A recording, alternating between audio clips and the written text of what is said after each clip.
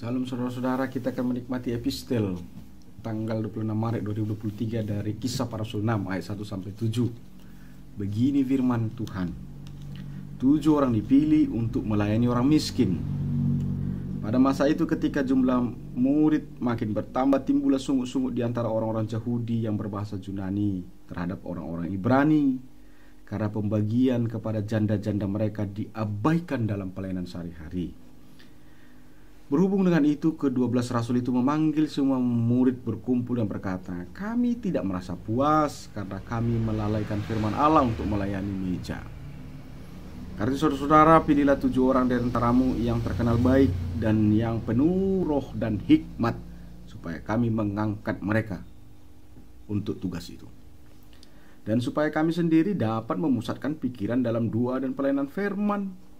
Usul itu diterima baik oleh seluruh jemaat. Lalu mereka memilih Stefanus, seorang yang penuh iman dan Roh Kudus, lalu Filipus, Prokorus, Nikanor, Timon, Parmenas, dan Nikolaus, seorang penganut agama Yahudi dari Antioquia. Mereka itu dihadapkan kepada rasul-rasul. Lalu rasul-rasul itu pun berdoa dan meletakkan tangan di atas mereka. Firman Allah semakin tersebar, dan jumlah murid di Yerusalem makin bertambah banyak. Jumlah seluruh besar imam menyerahkan dirinya dan percaya. Sesuai dengan tema, lakukanlah keadilan dan kebenaran. Hari ini kita akan belajar tentang bagaimana pola kehidupan berjemaat di dalam gereja mula-mula atau di zaman gereja para rasul. Saudara-saudara, pada waktu itu Injil masih berbasis di Yerusalem, belum keluar ke daerah Yunani atau non-Yahudi pada waktu itu. Nah, pada waktu itu jemaat Kristen itu dibedakan dalam 2 kelas, yaitu orang Kristen bangsa Yahudi dan orang Kristen bangsa non-Yahudi. Non-Yahudi ini yang pasti bisa dia orang Persia, bisa dia orang Yunani, bisa orang yang lain. Nah, persoalannya adalah ketika jumlah jemaat itu makin bertambah, ternyata di gereja mula-mula itu orang-orang Kristen yang berbangsa non-Yahudi diabaikan para jandanya kalau diperhadapkan dengan orang-orang Kristen Yahudi. Timbullah sungut-sungut. Orang jemaat Kristen yang non-Yahudi ini sungut-sungut, merepet-merepet. Apa yang mau dikatakan? Yang mau dikatakan adalah, di mana ada ketidakadilan, di sana ada sungut-sungut. Di mana ada sungut-sungut, maka di sana akan ada pintu kehancuran. Lalu bagaimana menghadapi sungut-sungut ini? Sungut-sungut jangan dibalas dengan sungut-sungut, nanti jadi merengut. Sungut-sungut harus dibalas seperti apa? Bagaimana menghadapi sungut-sungut? Seperti yang dilakukan para rasul ini. Ketika para rasul itu mendengar bahwa ada warganya yang sungut-sungut, dia tidak sungut-sungut atau main lempar-lempar cakap, kirim-kirim cakap. Tetapi rasul itu menampung aspirasi itu, lalu mengumpulkan seluruh jemaat itu untuk bersidang. Bukan mengumpulkan kelompok untuk melawan, menyerang yang bersungut-sungut. Membuat kelompok melawan kelompok itu bukan tindakan orang Kristen. Itu tindakan politikus. Itu tindakan kafir. Kalau saudara disungut-sunguti orang, jangan bentuk kelompok untuk menyunguti orang yang menyunguti Anda. Tetapi mari kita tiru apa yang dilakukan para rasul ini. Kumpulkan semua jemaat itu dan bahas bersama sungut-sungut itu. Maka matilah sungut-sungut itu. Timbullah kembali kesatuan hati. Karena itu dikatakan para rasul itu, kami tidak merasa puas karena kami melalaikan tugas kami. Bayangkan seorang rasul berau mengaku salah, Rasul saksi mata Tuhan yang hidup bersama Tuhan Yesus. Tidur sama, jalan-jalan sama, nengok muka Tuhan. Bukan hanya secara rohani, secara fisikly. Punya kuasa Roh Kudus. Pelayanan mereka bukan hanya sekedar khotbah di mimbar. Pelayanan mereka bukan hanya sekedar omong kosong, cuap-cuap. Pelayanan mereka bukan sekedar di kantor gubernur, kantor presiden, atau di tempat-tempat publik. Pelayanan mereka bukan pelayanan kacangan yang ada di institusi maksud saya. Pelayanan mereka benar-benar menjadi presentasi tangan Kristus. Mereka tidak sekedar berdoa, berkhotbah. Mereka dipakai Tuhan luar biasa. Yang mati hidup, yang lumpuh berjalan, yang buta melihat, yang tungkikon nengelon mendengar. Luar biasa mereka dipakai Tuhan. Tapi mereka mau mengaku salah kalau mereka salah. This amazing. Jangan seperti kita. Pelayanan masih pelayanan kacangan. Pelayanan masih orientasi materi. Buah-buah iman masih sebatas retorik. Tapi ketika dikritik, dia menggila segila-gilanya. Dia marah semarah-marahnya. Saudara, apa yang dilakukan para rasul ini, disitulah manusia makin kecil tapi Allah semakin besar. Para rasul ini tidak mencuri kemuliaan Kristus dengan menjadikan diri mereka sebagai Kristus. Mereka tahu mereka manusia yang bisa silap dan bisa salah. Karena itu mereka berkata, kami tidak puas karena ada yang kami lalaikan. So, jangan malu mengaku salah. Itu tidak mengurangi harga dirimu. Justru engkau semakin naik martabatmu di hadapan Allah. Kalau orang lain menghinamu, mengkerdilkanmu, itu urusan apa? Kenapa kau harus pusing? Memang orientasi hidup kita mau dimuliakan di hadapan manusia atau di hadapan Allah. Ya, kalau misalnya orientasi hidup saudara yang memang mau hebat di mata manusia, ya teruslah. Jangan mau dikritik atong. Jangan mau kalah kalau mau hebat di mata manusia. Potong, pukul, tumbuk, hajar, ribak. Begitulah kalau mau hebat di depan manusia. Tapi kalau mau hebat di hadapan Allah, beda lagi ceritanya. Seperti yang dilakukan para rasul ini. Salah ya salah. Akui salah. Jangan kelompok lawan kelompok. Jangan fitnah lawan fitnah. Jangan sungguh-sungguh lawan sungguh-sungguh. Bahas masalah itu bersama. Di dalam sinode. Dalam sin bersama-sama. Nah, saudara-saudara, karena itu sungguh-sungguh akan mati ketika ada kebersamaan. Keadilan akan timbul di sana, kebenaran akan timbul di sana. Dan terpilihlah 7 orang. Para rasul bilang, konsentrasi kami harusnya kepada pemberitaan Injil, kepada pengajaran didaken, kepada pelayanan diakonos, kepada kesaksian marturion. Nah, persoalan pelayanan meja maksudnya adalah pelayanan yang bersangkut paut dengan hal-hal materi kehidupan jemaat.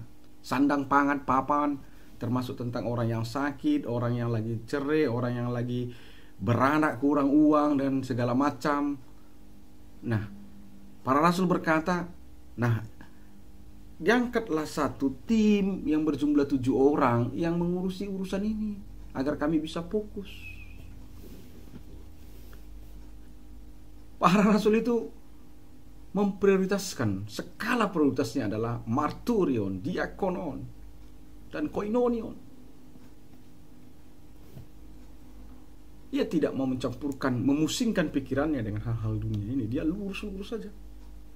Beda dengan kita. Sama kita yang rohani, sama kita yang duniawi, sama kita yang politisi, sama kita yang kapitalis, sama kita yang sekularistis, Nggak tahulah, entah mau jadi apa kita. Artinya firman ini menantang kita untuk menentukan skala prioritas. Apa skala prioritasmu di dalam kehidupan gereja? Apa skala prioritas kita sebagai pendeta, sebagai jemaat, sebagai pemimpin, sebagai yang dipimpin, sebagai orang tua, sebagai anak, dan sejenisnya. Saudara-saudara yang saya kasih dalam Kristus Yesus Tuhan kita, ternyata tugas untuk melayani orang miskin, melayani janda atau pelayanan meja ini bukan asal comot saja, bukan asal pilih saja, bukan cocok di hati jadikan barang itu, bukan begitu. Bukan politisasi seperti yang sering kita lihat dalam kehidupan gereja kita. Banyak sekali orang yang terpilih duduk bukan karena dia lulus dalam kriteria Allah. Apa itu kriteria Allah rupanya? Teks ini bilang begini: pilihlah sama kami 7 orang yang memang dikenal baik di dalam masyarakat, nggak ada cacat kedengaran hidupnya. Dan standar kedua, dipenuhi dengan Roh Kudus. Lalu kita bertanya, apa rupanya ukurannya orang itu dikatakan Roh Kudus? Ya Galatia 5:22. Buah-buah roh itu nampak dalam hidupnya: lemah lembut, kasih, kesabaran, perdamaian. Ya itu. Kalau kita berkata apa standarnya orang itu dipenuhi Roh Kudus? Ya Galatia 5 itu, 22 buah roh. Bukan harus suara kayak kesurupan, habis laba-laba maki-makinya orang. Bukan habis laba-laba berdoa panjang-panjang, habis itu berantem juga, munafik juga, kebencian dendam juga. Enggak, buah-buah roh. Glosolalia itu, bahasa roh itu di dalam dunia kekristenan itu yang paling corot. Paulus bilang gak perlu ada orang glosolalia kalau gak ada yang bisa menerjemahkannya, karena itu berarti sandungan bagi orang lain. Tapi kalau ada orang yang bisa menerjemahkannya, silakan glosolalia. Kalau saudara punya karunia glosolalia, berbicara roh, berbahasa roh, tapi gak ada orang di situ yang bisa mentafsirkan itu, lebih baik saudara diam. Karena saudara akan jadi batu sandungan kok ngomong sendiri, Untuk apa saudara ngomong tetapi tidak bisa membuat orang mengalami Tuhan melalui omongan saudara? Ketika Anda mengatakan sesuatu yang tidak dimengerti orang, bagaimana dia bisa mengalami Tuhan? Dia nggak ngerti, gak ada nanti jadi dia menghakimi orang. Apanya dibilangnya ini? Diajaknya ini nyaku. Tapi apa yang harus hot, kata Paulus? Kata firman Tuhan, iman, kasih, dan pengharapan. Dan yang lebih besar dari itu semua adalah kasih.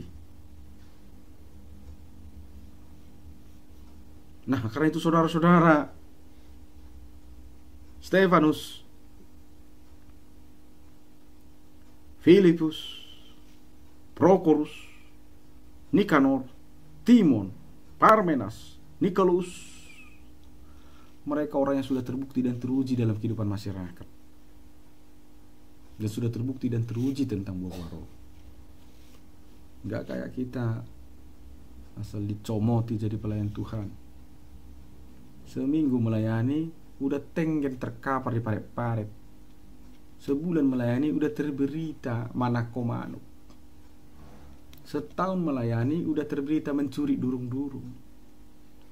5 tahun udah dia melayani udah terberita menghasut orang untuk melawan pimpinannya, pendetanya, eporusnya, presesnya. Siapa yang melakukan pemilihan itu bukan berdasarkan firman Tuhan. Tuhan akan memperhitungkan itu kepada kita. Jangan karena dia familimu kau paksakan dia harus menjadi duduk di bangku yang tidak dia duduki. Ada banyak orang yang tidak tepat menduduki bangku imam. Banyak orang yang tidak ingin menjadi imam, tapi karena dipaksa orang tuanya, dia terpaksa harus menjadi imam. Dan ketika dia duduk menjadi imam, dia tidak berperilaku imam karena memang dia tidak punya niat dan panggilan menjadi imam. Tetapi ada orang banyak yang mendapati panggilan dari imam, tapi karena dia miskin, tidak punya backing, ia terbuang, tersisi dalam persaingan ini. Dalam setiap pemilihan vikaris, dalam setiap penyeleksian pendeta, kejahatan-kejahatan ini terus terulang-ulang. Melalui firman ini kita diajak bertobat secara totality. Biarlah orang yang tepat duduk di bangku yang tepat itu. On the right man, on the right place. Itu yang dikehendaki Tuhan. Seperti Stefanus, Filipus, Prokos, Nikanor, Timon dan Parmenas dan Nikolaus. Orang yang tepat untuk duduk dalam pekerjaan yang tepat. Apa dampaknya jika orang-orang yang duduk di bangku imam itu, yang duduk di bangku pelayan itu benar-benar orang yang memiliki buah-buah roh, benar-benar takut akan Tuhan? Jawabannya ada dalam ayat 7. Dikatakan, firman Allah akan makin besar dan makin tersebar, dan jumlah murid di Yerusalem semakin bertambah banyak. Juga jumlah besar imam menyerahkan diri dan percaya. Jumlah yang bertambah besar, jumlah murid yang bertambah banyak, dan imam-imam Yahudi percaya dan menyerahkan diri untuk dibaptis. Yang mau disampaikan ayat 7 ini bukan menerangkan bahwa kalau makin banyak jemaat kita, makin membludak gereja itu tandanya kita diberkati Tuhan. Bukan itu poinnya. Poin yang mau disampaikan di sini bukan pertumbuhan physically itu yang mau ditekankan di sana. Tetapi yang mau ditekankan, banyak orang makin percaya kepada Yesus. Karena pada konteks gereja di gereja mula-mula, gereja itu tidak diikat oleh nama plang, tapi diikat oleh nama Yesus. Diikat dalam 3 hal: satu Tuhan, satu iman, dan satu baptisan. Berbeda dengan kekristenan kita. Kita lagi nggak diikat karena satu Tuhan, satu imam, satu baptisan. Kita diikat karena satu plang. Ya kalau gereja kita hanya gereja kita, mau jungkir balik pun gereja sana urusannya tuh. Begitu model gereja kita sekarang. Tapi kalau merek kita oke, mau kayak mana pun, gantung diri pun, jual darah pun oke, ini merek kita, perjuangkan merek kita. Kita memprimordialisasikan Tuhan itu. Apakah Tuhan di HKI nggak sama dengan Tuhan di HKBP? Atau Tuhan di HKBP tidak sama dengan Tuhan di GKPI? Atau Tuhan di GKPI tidak sama dengan Tuhan di Angkola, di GKPS, di Karismatik, di Katolik, dan dimanapun itu?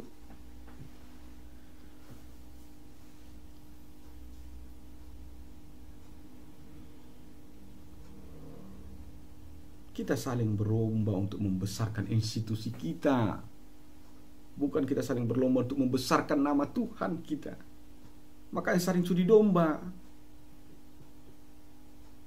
Datang gereja dan karismatik, dia bilang nanti tidak ada Roh Kudus di gereja Protestan. Datang gereja Protestan, dia bilang gereja karismatik ini gereja yang ecek-ecek. Ujungnya sana saling menjelekkan, pakai radio, pakai internet, macam-macam lah. Gereja Protestan berusaha merebut jemaat karismatik, karismatik merebut, begitulah teruslah. Kita harus berubah. Ngapain curi-curi domba? Beritakan semua orang agar Yesus menjadi teladan semua orang.